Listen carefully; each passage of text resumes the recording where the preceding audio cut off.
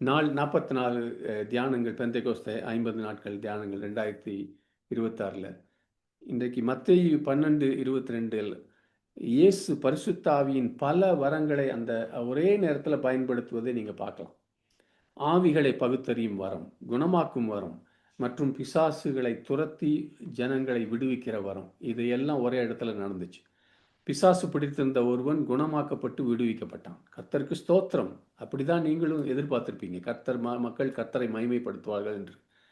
ஆனால் அந்த இடத்துல பார்க்கிறோம், சுற்றி இந்த கூட்டம் அனைவரும் திகைப்புடனும் ஆச்சரியத்துடனும் தாவீதின் குமார் இவர்தானோ என்றார்கள்.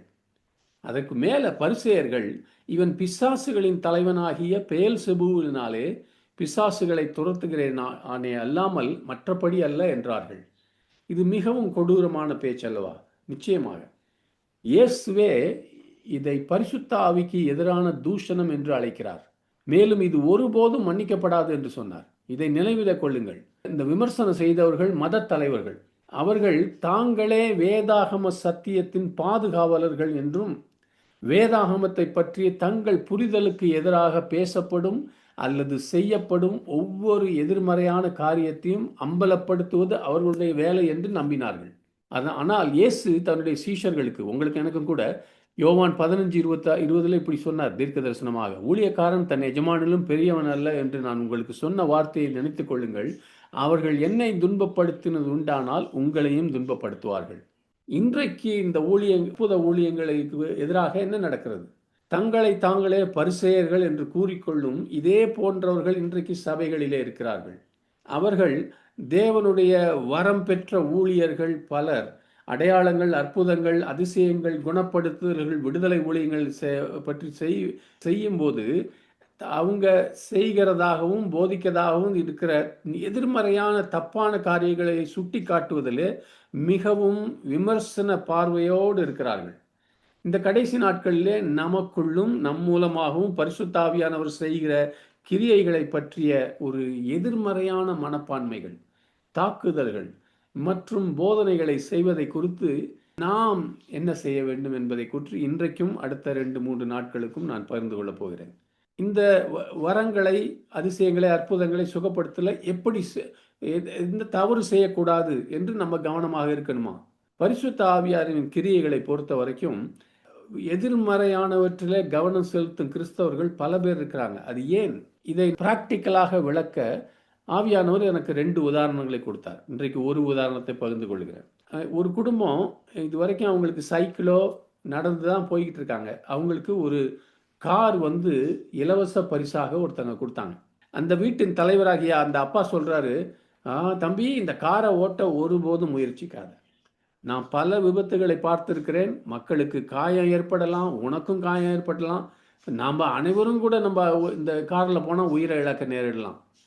அதுக்கு அந்த வாலிப மகன் சொன்னானா, அப்பா பாருங்க, இது ஏன் நமக்கு பரிசாக கொடுக்கப்பட்டது? நம்மை கொல்வதற்காக இல்லை, மாறாக நமக்கு உதவுவதற்காக.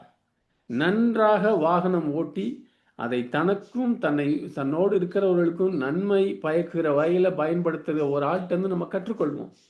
இதை எப்படி சரியாக ஓட்டுவது என்று கண்டுபிடிப்போம். நிச்சயமாக நம்ம பிரேக்கும் ஆக்சலரேட்டர் பற்றியும் கற்றுக்கொள்வோம். நம்ம டிரைவில் மோடில் போகிறதும் பார்க்கிங் மோடில் போகிறது பற்றியும் கற்றுக்கொள்வோம். டேர்ன் சிக்னலை எப்படி போடுவதுன்னு இவங்ககிட்ட இந்த ஆளுங்கிட்ட கற்றுக்கொள்வோம். எப்போது வேகத்தை அதிகரிப்பது, எங்கே குறைப்பது என்பதை கற்றுக்கொள்வோம். ஒரு இடத்துக்கு விரைவாகவும் அதே சமயத்தில் பாதுகாப்பாகவும் எப்படி போவது என்று அவர்கள் நமக்கு சொல்லிக் கொடுப்பாங்க.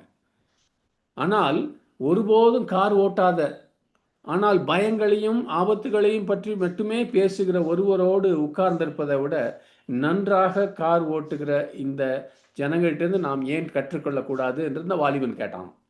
பல வருஷங்களாக இது போன்ற எதிர்மறையான போதகர்களின் பேச்சை கேட்ட பிறகு இதில் நான் இப்போ ஒரு காலத்தில் இவர்களை பின்பற்றிய என்னுடைய பல தலைவர்களின் பேச்சையும் கூட கேட்டிருக்கேன். அதற்கெல்லாம் பிறகு இப்பொழுது இந்த சில உறுதியான முடிவுகளுக்கு வந்திருக்கேன். இது போன்ற எதிர்மறையான போதகர்கள், தலைவர்களின் பேச்சை கேட்டு என்னுடைய ஆன்மீக வாழ்விலும் ஊழியத்திலும் 30-40 வருஷத்தை நான் வீணடித்து விட்டேன். இன்று நான் சுவிசேஷங்களை திரும்ப திரும்ப தியானிக்கும் போது இது போன்ற பரிசேயர்களின் பேச்சை கேட்டு நான் செய்த தவறு என்பதை நான் அதிகமாய் உணர்ந்து வருத்தப்படுகிறேன். இங்க இருக்கிற பல பேருக்கு பல பல வருஷங்கள் உங்களுக்கு பலனுள்ள ஊழியத்தை ஆண்டவர் கொடுக்க போகிறார்.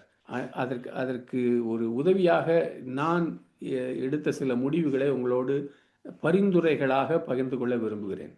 யாராவது வல்லமை ஊழியத்தை பற்றி, ஆவியானவருடைய வல்லமையில செய்கிற ஊழியத்தை பற்றி எதிர்மறையான விஷயங்களை போதித்து, குணமாக்குதல் விடுதலை ஊழியங்களையும் ஊழியர்களையும் அவர் செய்த போதனைகளுக்காகவோ செயல்களுக்காகவோ அவர்கள் விமர்சித்தால், முதலிலே அப்படி விமர்சிக்கிறவர்களை, குற்றம் கண்டுபிடிக்கிறவர்களை உண்மையிலேயே அவர்கள் அப்படிப்பட்ட வல்லமை ஊழியத்தை செய்கிறார்களா இல்லையா என்று கொஞ்சம் கவனிங்க. சரி, அவர்கள் செய்வதில்லை என்றால் அவர்கள் கார் ஓட்ட தெரியாமல், ஆனால் பரிசாக கிடைத்த காரை ஓட்ட வேண்டாம் என்று தன்னுடைய மகனை எச்சரிக்கும் இந்த தகப்பனை போன்றவர்கள். ஒருவனுக்கு ஒரு காரியத்தை சரியாக எப்படி செய்வது என்று தெரியாத போது அதை எப்படி அவன் செய்யக்கூடாது என்று அந்த ஆள் கொடுக்கிற ஆலோசனை என்ன, நீங்களும் நானும் கேட்பது முட்டாள்தனம்.